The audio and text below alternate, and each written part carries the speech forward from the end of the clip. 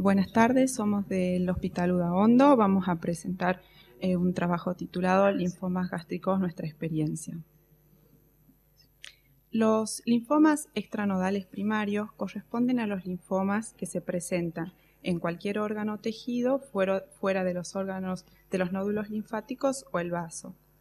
El estómago es el sitio más común de los linfomas no Hodgkin extranodales del tracto gastrointestinal. Representan entre el 60 y el 75% y está seguido por el intestino delgado, el colon y el recto. Los dos subtipos histológicos principales, que abarcan más del 90% de los casos, son el tejido linfoide asociado a mucosa, conocido como MALT, y el difuso de células B grandes. El objetivo de nuestro trabajo fue describir las características clínicas e histológicas de los linfomas gástricos primarios y la respuesta al tratamiento oncológico. Es un estudio retrospectivo de una serie de 36 casos atendidos y o diagnosticados como linfomas gástricos primarios durante el periodo comprendido entre junio del 2008 a mayo del 2013. Se incluyeron 25 de los 36 casos confirmados por anatomía patológica como linfomas gástricos primarios. Se evaluaron las siguientes variables. En la clínica, la presencia de síntomas B, el performance status a través de las escalas de Koch y la estadificación al momento de la consulta. En el laboratorio se tomó en cuenta los valores de LDH y beta-2 microglobulina y en la anatomía patológica el tipo histológico, la presencia del Helicobacter pylori y el Ki67. Y se evaluó la respuesta al tratamiento antibiótico, a la quimio y radioterapia. Los resultados que obtuvimos fueron los siguientes. Del total de 25 pacientes, 7 fueron diagnosticados como linfomas MALT con una edad mediana de 67 años y era más frecuente en el sexo masculino, donde detectamos 5 pacientes y 2 con sexo femenino. En los linfomas difusos de células grandes, 18 tuvieron este diagnóstico con una edad mediana de 59 años y en este caso fue 9 pacientes de sexo femenino y 9 masculinos. Dentro de las variables clínicas que mencionábamos anteriormente, el 100% de los pacientes con linfomas MALT se presentaban en un estadio 1-2, mientras que el 83% de los difusos de células B grandes se encontraba en este mismo performance. En cuanto a los síntomas B, los linfomas difusos de células grandes, el 94% no presentaba síntomas, mientras que el 86% de los MALT no tenía síntomas y en ambos grupos lo más frecuente fue la pérdida de peso mayor al 10% del peso corporal total y el síntoma principal que motivó la consulta fue la epigastralgia. En cuanto a la estadificación, esto se tomó en cuenta los estadios de Lugano. Los pacientes con MALT, el 50% estaba en estadio 1, mientras que en los pacientes con linfomas difusos de células grandes B estaba el 64%.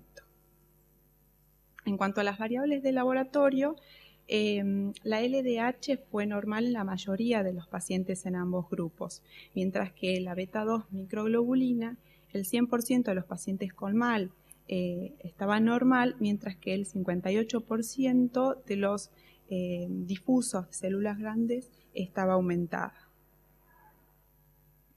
En cuanto a la anatomía patológica, el 72% fue linfomas difusos de células grandes, o sea, esto corresponde a los 18 pacientes, y el 28% linfomas MALT.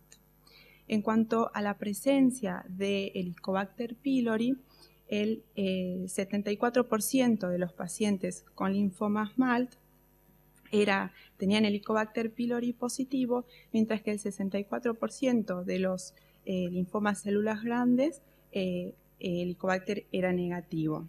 El Ki67 en este caso se analizó solamente en los pacientes con linfomas de células grandes, donde el 93% era mayor a 40. Esta es la curva de sobrevida, en donde se puede observar que en un seguimiento de 72 meses, los pacientes con linfomas MALT tuvieron una sobrevida del 100%, o sea, no murió ninguno, mientras que en los pacientes con linfomas de células grandes fallecieron 6 pacientes en este mismo periodo de seguimiento. Y esto es estadísticamente significativo.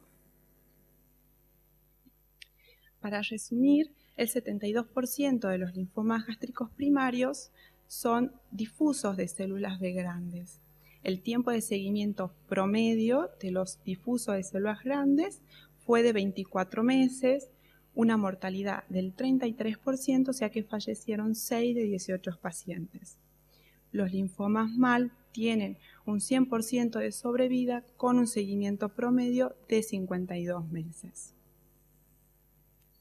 Luego de analizar todos estos datos, llegamos a la conclusión de que la mortalidad en los pacientes diagnosticados con linfoma difuso de células B es del 33%, y estos hallazgos son similares a los descritos en la literatura.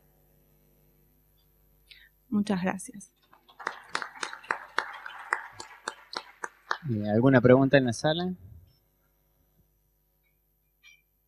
Yo te hago una pregunta. ¿La estratificación de los MALT utilizaban la ecoendoscopía?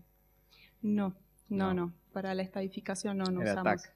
Sí, solamente Perfecto. Tomografía. Bien. ¿Y hicieron erradicación en todos los pacientes, independientemente si era Helicobacter positivo o negativo en los MALT? En realidad solamente en los pacientes que tenían Helicobacter pylori positivo. Perfecto. Bueno. ¿Alguna pregunta más? No.